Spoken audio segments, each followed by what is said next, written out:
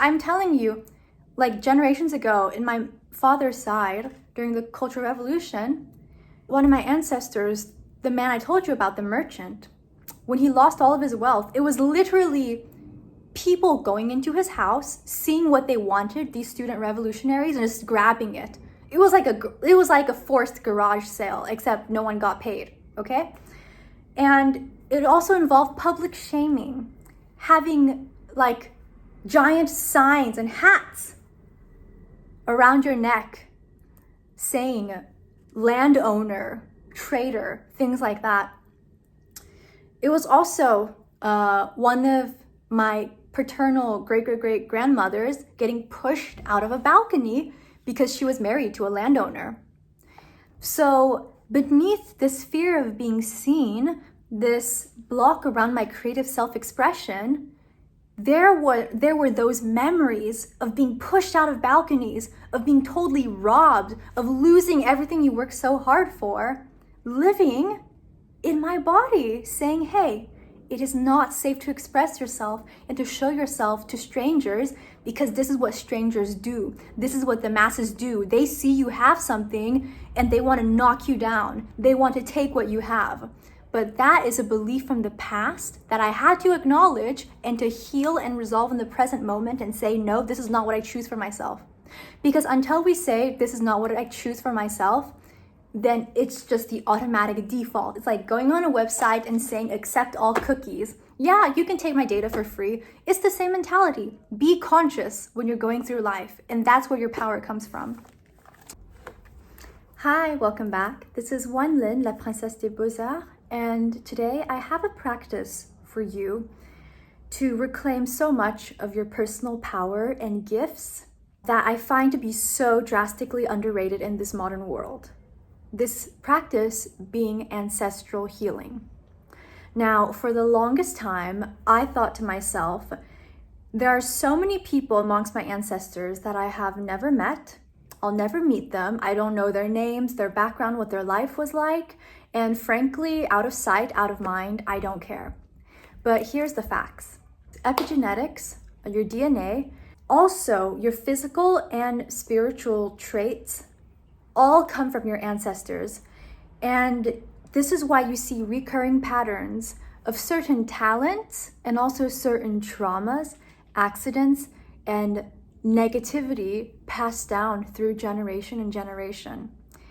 And as long as we are unconscious of these patterns, we're unable to break generational traumas, to heal any of this discord, and also we're blocked off from a lot of our personal gifts that we've inherited from our ancestors. Because what are the odds that in all of the generations going back to millions of your ancestors, that no one has gone through a similar situation and learned something from what you're currently experiencing in life? I'd say that chance is pretty close to zero. So other ways that you can see these patterns appear are through health issues, through attitudes about life.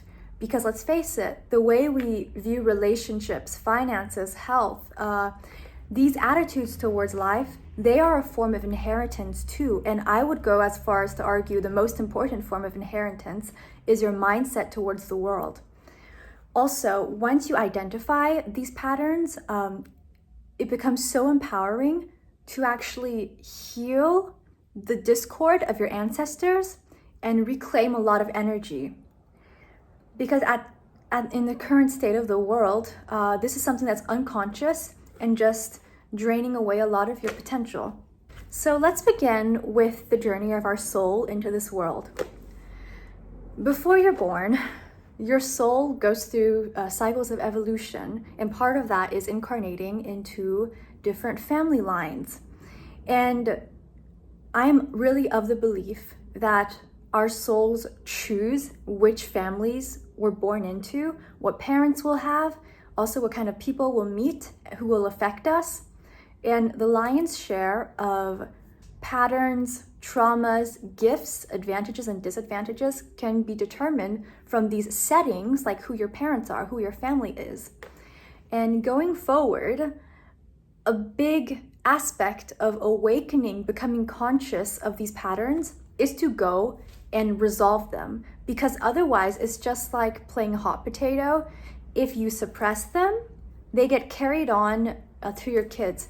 And maybe even if you don't have children, even if you don't decide to adopt and such, that does not mean it's the end per se. Because think of it this way, anything you do or create in this world is a form of your offspring. It comes from you. So that's going to have all of the karma, drama, traumas, blessings, gifts, curses that you have personally, largely passed through your ancestors. Also, as you heal yourself, the rest of your family heals as well. The rest of your family harmonizes as well. And your parents are the greatest physical source of energy in spiritual terms that you can, besides perhaps God, your higher self, your angels, all of that, okay? So here are some ways that you can diagnose what exactly it is that you got to fix. So the very easy step, not necessarily easy, but the very hands-on practical step is to create a family tree. To look at the names, the lives of your ancestors, write down an example of what I did today, to write down who your parents were, and then write down details about their lives. For example, did they suffer in certain ways? Did they experience wealth or poverty? Did they have certain health issues? How were their relationships amongst the family members? Did they have abortions or miscarriages? What were the personalities of men like versus women? What were the personalities and relationships between parents and children? Was it harmonious or conflicting? Was there alcoholism? Is there instances of violence? Is there a pattern of abandoning children or cutting off parents? All of these things. And if perhaps one generation was very abundant and successful, did it deteriorate in the next generation? And what caused that? Was it war? Was it a cultural revolution? Was it some sort of conflict? I have a few examples that I will share for the purpose of showing you how this works. So you want to make this genealogy, this family tree, write down the names, approximately the birth dates and the lifespans of your different family members, like your parents, great-grandparents, on as far as you know, okay? As many as you know. So once you write that down, you write down aspects about their life, like what I mentioned previously, any key moments in their lives, and you look for patterns. Once you identify patterns, whether it's positive or negative, like certain talents, certain skills, then you also look at other things like the issues, and then you write all of that down. So you make it very clear. You also want to see like what kind of emotional blockages or discord there might be. For example, it could be shame, it could be fear, it could be guilt, or like greed also. And you want to see like how those emotions and patterns trickle down through the generations. And also what I did here is, after I wrote down this approximate tree, I wrote down a column, like a chart, with one side as traumas or karma to heal, and the other side gifts and skills to activate. So you can go do that.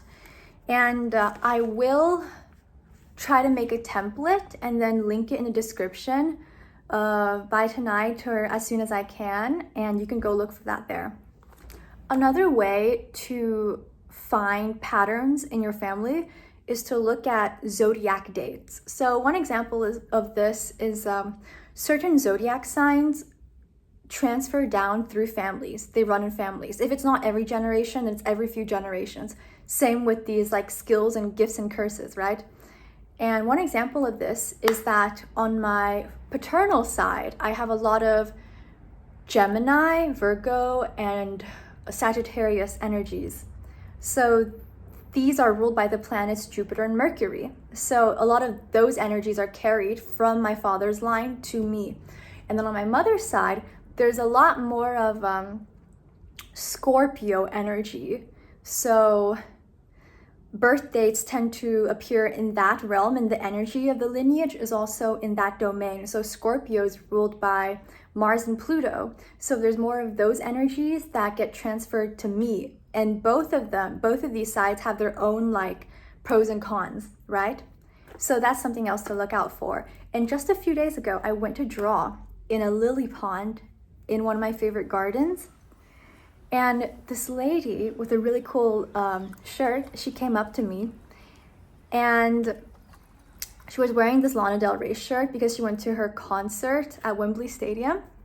And when she said hi to me, she wanted to see my drawing. And I started, instead of saying hi back, I just sang the lyrics of one of Lana Del Rey's unreleased songs that I listened to all the time in high school.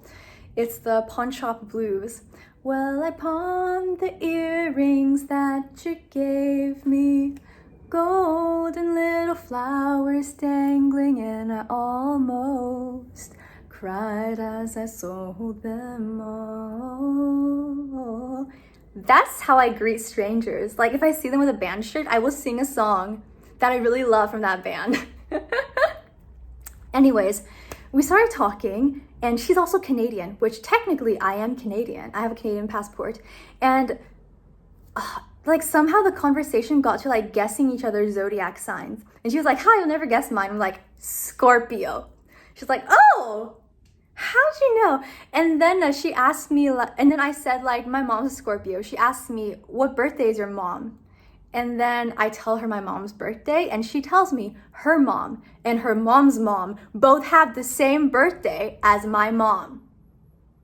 Out of 365 days of the year, what are the odds of that? Which is another concept I want to bring on. It's morphic resonance. So, morphic resonance, the little term coined by British scientist Rupert Sheldrake about how certain community groups, whether it's families or organizations or even animals and plant species, they have their own energetic field and collective memories and emotions. And this is why when certain plants or animals in a certain area begin exhibiting a evolutionary behavior across time and space without any physical transference or migration, plants and animals from a different area of the world will start exhibiting those traits as well. This applies with like monkeys learning how to clean their food, or birds. Like it appears in all sorts of ways, even in human cultures. And this shows how groups of people who have something in common, like a family lineage, will have a collective energetic body with a collective memories and stored emotions. And once you heal the disturbances in your family's collective field, that unleashes so many improvements onto your life. It's like you're taking off these chains of limitation and struggle, whether it's around like finances or relationships or health, identity as men and women. So oftentimes I've seen, I took just 2 days ago, I took an ancestral healing workshop from This Is Maria, which was amazing. Amazing, I'll be more specific. It was extremely effective, but really intense. And I could barely get out of bed yesterday. And another thing is when you're doing healing work, oftentimes you might have like a huge surge in appetite, like feel so hungry because it is energy intensive. And what I've noticed is that on male sides, in male lineages or on the men's side of the family, some of the most common issues with karma or drama, it can deal with cheating. It can deal with a need to prove yourself, like the solar plexus of identity and projecting your will into the world, feeling inadequate and then overcompensating through a physical force. So this strong feeling in male generational lines of a need to exert control. The thing is, the need to exert control comes from a feeling of disempowerment, because we only try to force our way in life when we don't trust that the world is a safe place, and when there's something to prove, right? And this is a disbalanced sort of energy where like no amount of achievement will be enough. Sometimes this shows up as like parents controlling children or children manipulating their parents into behaving certain ways. Sometimes these disbalances show up as like cutting off between parents and children, which is unfortunate because even if sometimes it can be necessary for your sanity, safety, and health, that in those instances, I would say, a little aside tangent, if you truly feel that in this present moment, you cannot be physically or emotionally present with any of your family members, I would suggest you respect yourself first and prioritize your well-being. What if that requires removing yourself to a safer place where you can be yourself, do that. And then in order to not disconnect this energetic flow and resource, I want you to think of your parents or your family members' higher self, so like their soul and their spirit, not the earthly version of them, because the earthly version of us is where all the flaws live, the selfishness, the greed, the lack of consideration for others' feelings lives in our earthly selves, okay? And our higher spiritual selves have a totally different perspective and way of being. So instead of fully cutting off all of that energetically, you can just choose to distance yourself, remove yourself physically, and then still communicate this harmony from at least the higher dimensional spiritual world, communicating to their higher self and your higher self. So that's my perspective on like family members distancing themselves, okay? So that I was talking about the masculine lines. The masculine lines, they sometimes, when you have uncontrolled or unregulated masculine energy, that can lead to a like lack of direction or a scattering of direction. And the overcompensation to create dominance, to assert power when you feel powerless, that could show up as in physical violence, beating others, like domestic violence, beating their wife or children. This could also show up as like infidelity if the women are too domineering, because it's like relationships are mirrors, right? If you're in a certain situation, environment where you feel disempowered, then the women can also be domineering and controlling. Whereas on the other side, women can also be, what I've like noticed while doing ancestral healing for myself and with others, I've noticed that on female lines of our lineage, some common tropes could be wounding around femininity, abortions, miscarriage, shame, sexual shame, feeling like you're a liability, feeling inferior, the sense of inferiority, because for example, let's say certain generations of your ancestors preferred to have boys over girls, like girls being seen as inferior or a liability.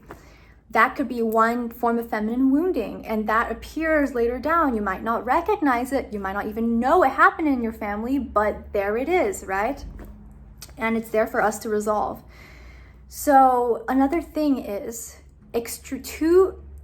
two seemingly opposite qualities can be actually the same, on the same spectrum. So one example is domineering women and self-effacing, self-sacrificing, or women with an inferiority complex. Those are on the same spectrum. That's something I actually noticed. Like while I was doing my own ancestral healing, I noticed that if on one side of my family women are domineering and then their sons go on to marry domineering women, which you probably heard of a statistic that a woman who grows up with an alcoholic father, or a father who like beats her in some way, that if she doesn't resolve that, sadly, the odds are that she will marry someone who's alcoholic and who perhaps like is violent. So that's why we need to go through life consciously by recognizing and breaking patterns. So as I was going through my lineages, I saw these patterns of like domineering women on one side of the family, and then self-effacing, self-sacrificing, and women with an inferiority complex. But those two are two sides of the same coin. And the reason two people meet together is because there's that resonance, right? Magnets don't attract if they're not the right polarities, and two people will not be attracted to each other if there isn't some hook there that can pull them together. This could be like gifts and curses. So other thing is like, look at the physical ailments. So I will link a video in the description, a really good video about ancestral healing and ancestral patterns actually through our teeth.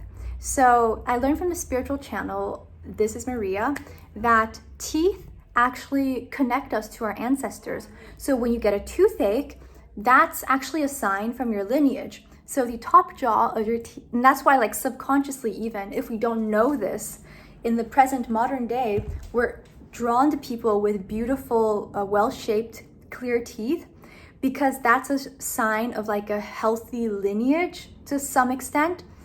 And different parts of our teeth and mouth actually correspond with different aspects of our lineage. So to put it very briefly, if they're like yellow or crooked, or you have gum disease, that could very well be unresolved karma from your past lives. This ties a bit with medical astrology, or like all these different ways that our bodies literally are linked to the higher dimensions and the higher realms across space and time. So the top jaw is your father's lineage, bottom jaw is your mom's, and on the right is the male ancestors, on the left is the female ancestors. But I will link the video below. So anyways, I think what really sparked my interest in ancestral healing was several weeks ago, like starting several months ago, I realized that like teeth problems were kind of blatant in my family. And when I watched that video, everything made sense to me. And as I grew older, like I naturally have really pretty straight teeth. I've never gotten braces or those things, but I have dealt with like bleeding gums, with inflammation. And as I grew older, like one of my teeth started to move a bit out, to start like jutting out a bit from the rest of my teeth. It's this one on my bottom right. And then what do you know? That one teeth that was crooked corresponded directly with my maternal grandfather. And my maternal grandfather, he died of hunger during the Cultural Revolution in China.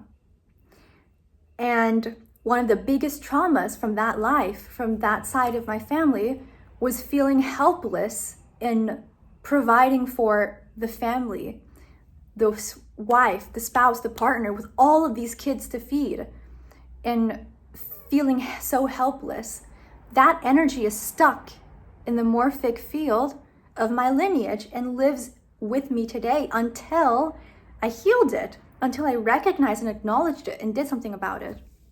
So I realized like this is also why like it goes both ways. When you take really good care of your body, of your teeth, that also is a form of respect and ritual to your ancestors, to your lineage, to thank them for granting you this body to live through.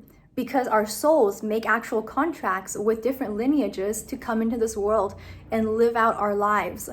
We do our part, largely, and the more we like heal our lineage, the more we do for our lineage, the more they support us, the more energy they give us. So this is something that you can benefit a lot from, just being aware.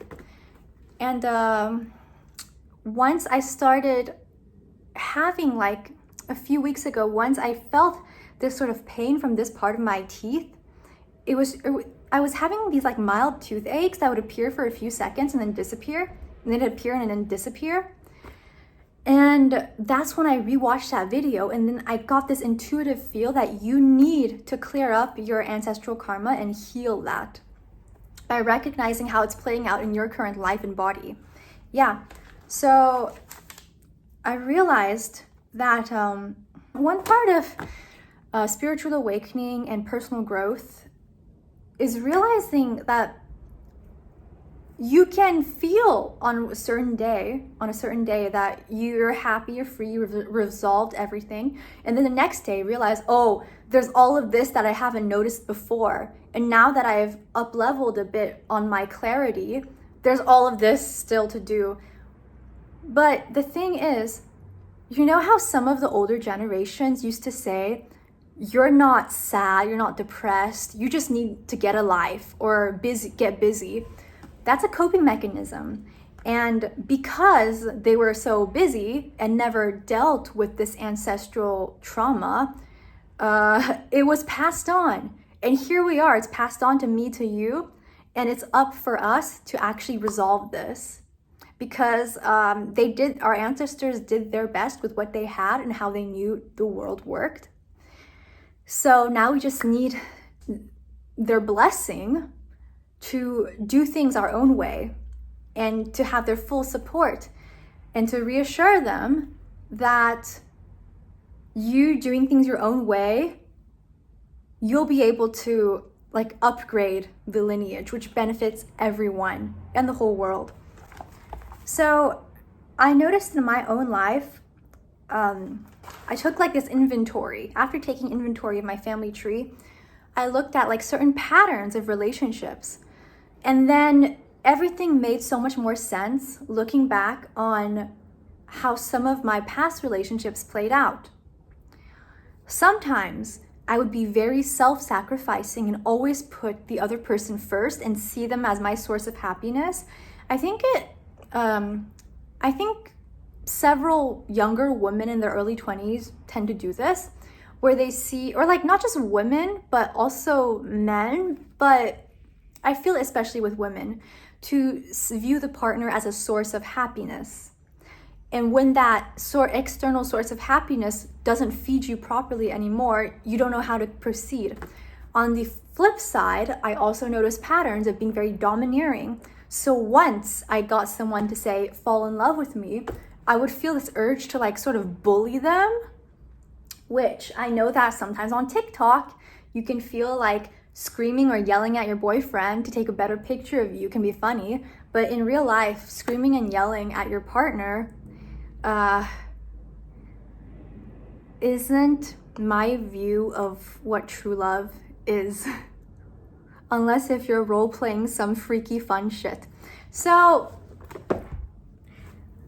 I noticed how both sides of my lineage passed down certain habits of behavior to me.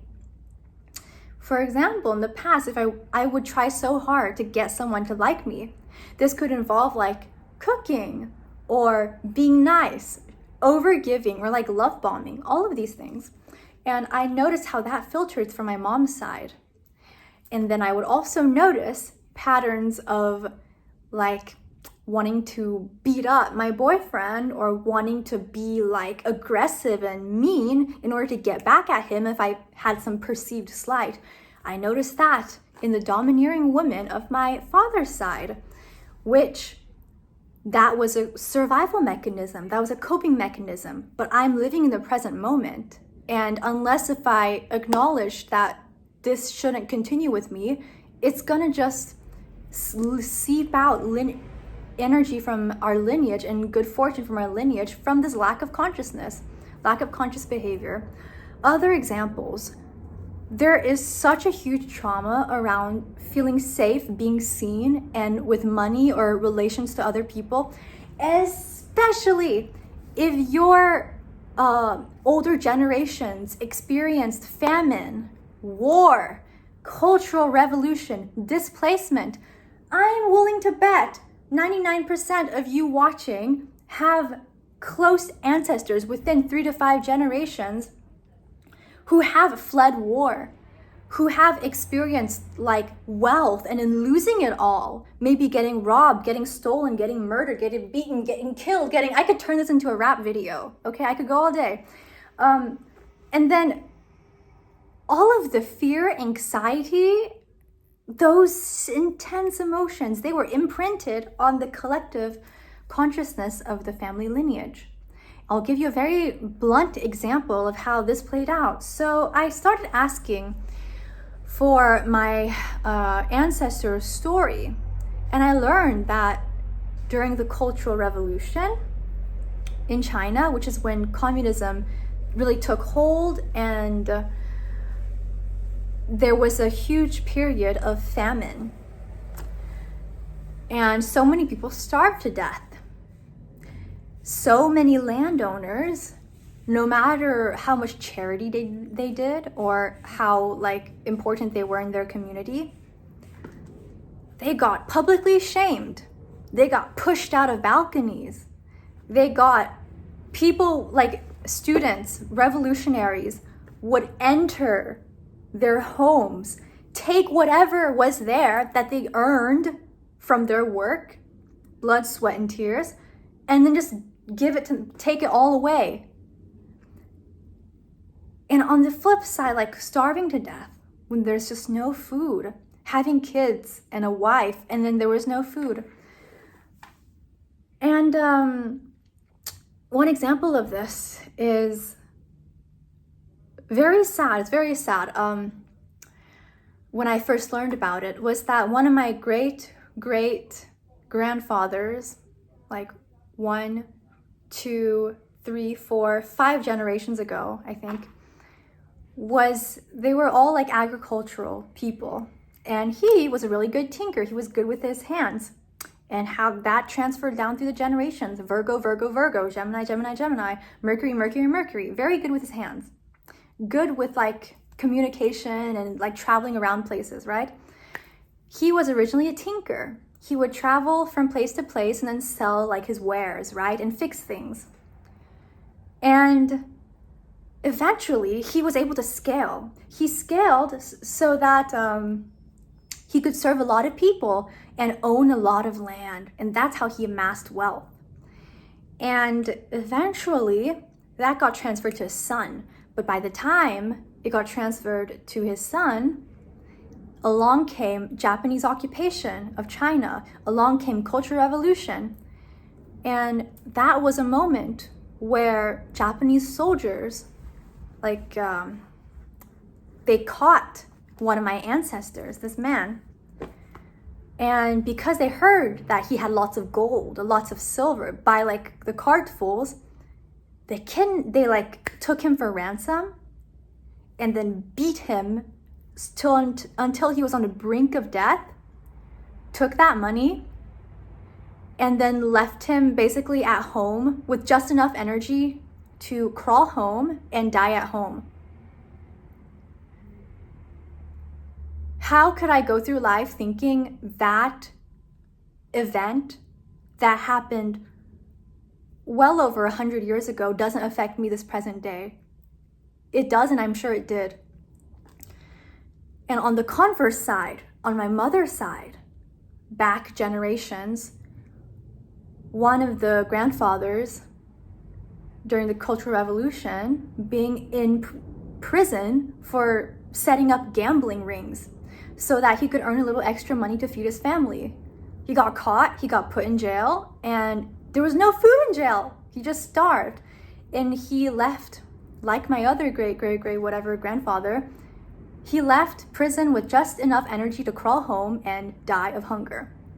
How can we go through life thinking that these extremely intense events that happened so long ago don't affect us in this present moment? Because they do. And that's where I recognize the fear of being seen, the fear of even holding on to more resources and wealth, or even like receiving blessings. One of the most common fears I had to heal was feeling that I needed to earn things. And also feeling that by earn things, I mean like by suffering, that you cannot gain things without suffering. That's one of the things I had to unlearn in this process of ancestral healing. Other things, I'll just like look through here. Unbalanced relationships, being either too domineering or self-sacrificing, like seeking revenge and always picking on other people to make me happy. Whether it's an inferiority or a superiority complex because they're the same sides. They're the two sides of the same coin. Also, fear of persecution from the masses. I'm telling you, like generations ago, in my father's side, during the Cultural Revolution, one of my ancestors, the man I told you about, the merchant, when he lost all of his wealth, it was literally people going into his house, seeing what they wanted, these student revolutionaries, and just grabbing it. It was like a forced garage sale, except no one got paid, okay? And it also involved public shaming, having like giant signs and hats around your neck saying landowner, traitor, things like that. It was also one of my paternal great-great-great-grandmothers getting pushed out of a balcony because she was married to a landowner. So beneath this fear of being seen, this block around my creative self-expression, there were those memories of being pushed out of balconies, of being totally robbed, of losing everything you worked so hard for, living in my body, saying, hey, it is not safe to express yourself and to show yourself to strangers because this is what strangers do. This is what the masses do. They see you have something and they want to knock you down. They want to take what you have.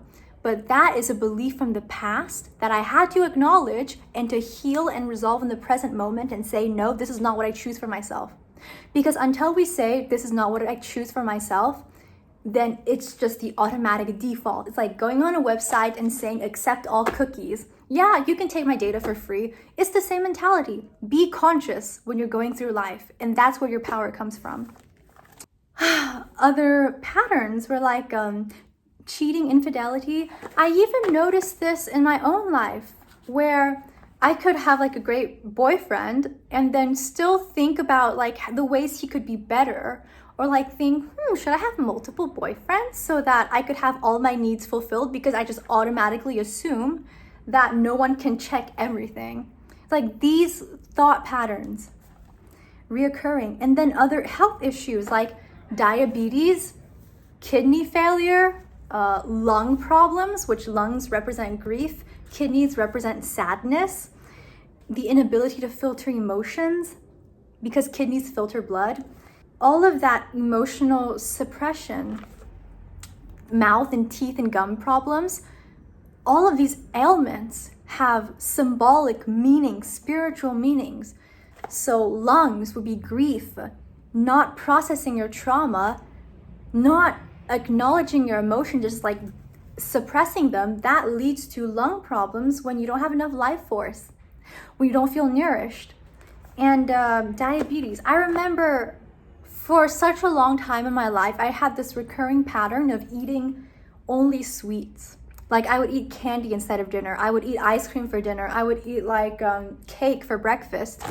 And it's all cute and fun until you realize, hey, this could fuck up my health like really badly. And if you notice, like truly wealthy people, they prioritize their health because they feel they have a purpose to fulfill on earth and they want to extend that time for as long as possible. So they put health as a priority. And look at me back then, just like buying all of this junk and then eating it because I was trying to put a balm around my heart. Because for a long time, all of these like conflict between parent and child, this inability to feel safe expressing myself because this sense of control and shame was passed down to me, my coping mechanism was sugar. It was eating sweets and chocolates and candy in an unhealthy degree so that I could have this temporary feeling of love and acceptance. And I don't know what it could be for you, but like for some people it's drugs, for some people it's alcohol, okay? And I recognized that if I did not heal that pattern, if I did not acknowledge the source of this discord, I would have continued eating in a way that led me to diabetes, that led me to kidney disease or heart failure or like lung problems. Because the same way that illnesses run through families, it's like the spiritual cause of those illnesses run through the families. They go hand in hand. I noticed like on one side of my family, kidney failure and low kidney problems and low blood pressure. And on the other side of my family, I noticed high blood pressure. And then if you think about it, they're like two extremes of the same spectrum. one example of this is feeling depressed or this emotional resignation with life that you could have with low blood pressure. And then on the other hand, this extreme stress and need to control everything from the other side of my lineage, resulting in high blood pressure, which is interesting because I've had high blood pressure and low blood pressure in different phases of my life. So see what that is for you, what version that is for you. So this next part, I want to show you how you can actually heal your ancestral patterns, heal your ancestors' discordant emotions and energies, and how you can activate the gifts of your lineage. Okay, so I want you, now that you've identified what these gifts and curses are, I want you to prioritize thinking, feeling, behaving differently than what led to those outcomes in the past. So it's very similar to breaking patterns in relationships and behavior in your current life, except instead of like from birth to your current life, you're doing this for all of your ancestors. So you take the issue, let's say it's discordant relationships, disharmonious relationships. You see how that played out in the past with your ancestors. Was it cheating? Was it unhappy marriages? Was it marriages of obligation and convenience? Whatever that version of, let's say in this example, disharmonious relationships it is, you actively decide and choose that you will not repeat that pattern, and then you let your identity shift to that different version of you. So you start to embody the cure, the actual cure to your generational trauma. And the key to this healing is to embody the version of you that is healed and does not play out the patterns of your previous ancestors. And I will say a huge part of this is recognizing that children, Shira 7 said this, children are meant to be better off than their parents if evolution is to take place, okay? And it's in the favor of the whole lineage that this happens this way, because evolution is either going upwards in a spiral of elevation, or it's going down a negative spiral towards entropy, okay? So you're meant to be better off than those who came before you, and accept that. Because oftentimes I realized, or too often I shall say, I've recognized this feeling that living better, being better than your parents or the generations before you feels like a form of betrayal. But it isn't. It's a form of salvation and service. Change your attitude. Change the way you see this. You are not betraying your family if you choose to not repeat their cycles, okay? This is why sometimes you have like black sheep of the family or generational cycle breakers. Like maybe you got yelled at or beat as a kid, but hey, that means you're not gonna do that to your own children. Like on days when I feel like, why is my mom this way? No one chooses to get weird or unhealthy or like behave in ways that their kids don't like. No one chooses that really. And the thing is to see like what your parents did right, what your past generations did right, and then do even more of that. Because on days when I think, I wish my mom were XYZ, I shut the fuck up and I look at how her mom raised her, and I thank God she did not repeat it, because I don't know if I would be alive if I did, to be honest. Yeah, so that is one way. You identify the problem and you embody the solution. So let's say you do that for your relationships. So you remember like having a wandering eye, having constantly picking on your partner to make you happier, or like seeing their flaws. That's not gonna actually make you happy. You know, do you actually want to be happy, or do you just want what's comfortable? Like really get into that. So you realize like once that negative pattern appears, just like recognize it for what it is and then go like, no, thank you. Other example, do you have a fear of being seen? Do you have a fear of accumulating wealth or good favors or just luck from the universe? Identify that feeling. Like what belief system inherited through your ancestors led to where you are today? Is it this belief that perhaps you need to suffer in order to get good things? Or is it a belief like, when my ancestor was getting beaten to death by people who took his money? Like, is it a belief that maybe even if you do work hard and succeed, that it will all just be taken away? Take that fear, look at it straight in the eyes, and then refuse to let it control your behavior. Because the moment you say no is when the pattern breaks. Because you start to step into a different reality where that fear does not control you, and therefore it cannot dictate the outcome of your life. Example of this is acknowledging that if you express yourself, yeah, there will be people who disagree or don't like you. There will be people who find complaints or like leave comments or whatever, but do they actually matter? Like, what's more important here, your self-expression or constraining yourself? The same thing goes with the gifts of your lineage. So we've talked about trauma, karma, all of that muck. Let's look at the gifts of our lineage. A few examples, like, could be leadership, craftiness, a good craftiness, like dexterity to make beautiful things. Maybe you have special skills that run in the family, like music, writing, art. Could it be like entrepreneurship? Could it be just like mathematical skill? All of these gifts also get passed down along with everything else. So it's time to acknowledge them. Like, this is why you may very well have a pedigree of some certain talent, and maybe you don't recognize it yet, or you don't accept it, or you reject it, or you don't give it enough importance. So one thing that's appeared in my life is that, remember that tinker I told you about who became a businessman in my family line generations ago? Well, my grandma from that same side of the family, she is so good at gardening and sewing and knitting. She makes the most beautiful like scarves and hats and mittens and gloves. Like, these skills, they remain intact throughout centuries. You cannot deny the power of that. Why aren't you acknowledging and embracing it? Like, really.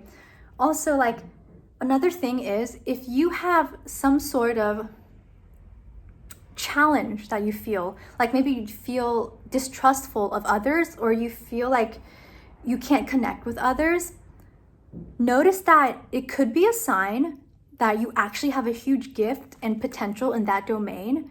It's just not been activated yet. Because the degree, when we're doing like trauma, ancestral healing, and soul healing, one of the biggest clues of where your success and talents lie is where you've been blocked the most. So an example of this is, if you're a great leader, if you're a great communicator, you might very well be set up in a situation in life where you feel totally condemned or unsafe to express yourself, to speak up, and mistrustful of other people. Because the way this works, I've learned from Kabbalah, is that our souls need to feel we've earned certain blessings in life in order to have the container to hold them. Because if we don't feel like we've earned a certain blessing or talent, then we don't have the capacity to necessarily hold on to it. This is why sometimes you can accumulate a lot of wealth and then lose it, but then if you can gain it a second time, then you know you really like mastered that. Or same with any other skill in life. And really see how that plays out, because any challenges you have are the biggest clues to where your talents, also your fears and challenges, biggest clues to where your talents and gifts lie. So once you've embodied the different version to break these patterns passed on to you, then you can one by one heal these. And this is very much like parts work. So parts work and shadow work. So it's like doing this process, but for your ancestors. So for example, you can speak to a younger version of yourself and your ancestors. Like, pull up a chair, okay? Pull up an empty chair and sit across from it. And you can actually say aloud, or you can, if you don't want to like say it, you can write it down in a journal. Just write down these messages to your ancestors saying, I understand you did the best. You knew how. And I truly admire and respect that. Because if I had your life situation and your soul, I would have done the same. And once you acknowledge and show your respect to your ancestors, then you want to describe very mindfully how the traumatic patterns that they experienced have no longer a place in your current life. And you want to integrate that negative undercurrent, whether it's a fearful belief system or whatever it is, you want to rewrite that, rephrase it. So for example, something like, I am fearful of strangers in the public because they can persecute, shame, and hurt me or even kill me. Then you want to communicate with your ancestors and yourself, because you're all connected, that if you overcome this fear, show them a version of the future, okay? Tell them, show them that, hey, in this life, if I can embody this different version of myself for our entire lineage, then your fears are not going to happen. Let's say some things do happen. I get like, maybe you get some like public snapback or mean comments or negative opinion from certain people. Reassure your ancestors, reassure yourself that you will be able to handle it. Because it is up to you to decide to a large degree how much suffering you want to embody from a certain event in your life, whether it's a nasty comment or article or whatever it is. And then once you've shown them this alternate reality of the other side, of like the successful potential, creative potential of what you could achieve in this life for the entire family if you embodied this new version of you, if you remove those old fearful beliefs, then you ask for their blessings and you receive their blessings to be yourself, to do things your own way, instead of just mindlessly continuing what has been handed to you as an inheritance of a worldview. And then that is how you heal your lineage.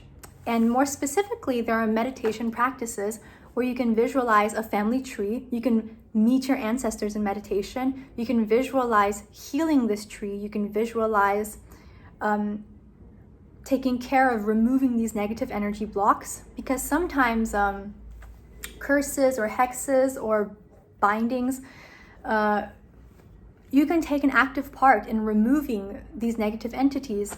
Some examples of this is if an ancestor does, let's say, makes a contract with a suboptimal entity for certain powers, or they do like dark witchcraft, or make a pact with some cult, or maybe Freemasonry or some other order that takes away their energy and life force in exchange for something.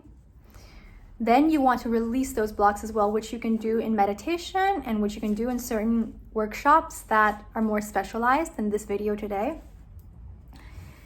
And restore the life force into your lineage and really reclaim so much power that has gone unnoticed and unembraced, frankly. So this is it for today.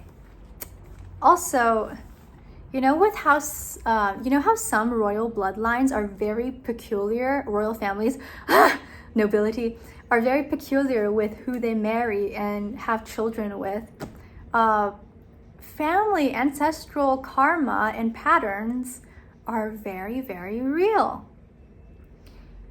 And whereas you might not be going through life with the same mentality as these noble families, which sometimes had incest, it would be in your favor and in your benefit to consciously review where you could heal your entire family tree. This is a really good book, by the way, Healing Your Ancestral Patterns by David Furlong. I'm currently reading this. And you can take an example of a chart, a family chart. So it shows you like pregnancy, stillbirth, miscarriage, abortion, male, female ancestors, and then like disharmonious relationships with a zigzag, close or not close, or estranged or cut off. And then you can look at an example of the Kennedy family. And some people say that their family was cursed. A repeating pattern of plane crashes, a repeating pattern of parents forcing their children to do or be a certain thing, like doing politics. Accidents, drugs. I'm telling you, most families have these sort of patterns, and if you feel shame in recognizing them, it's really stopping you from healing them. Yeah.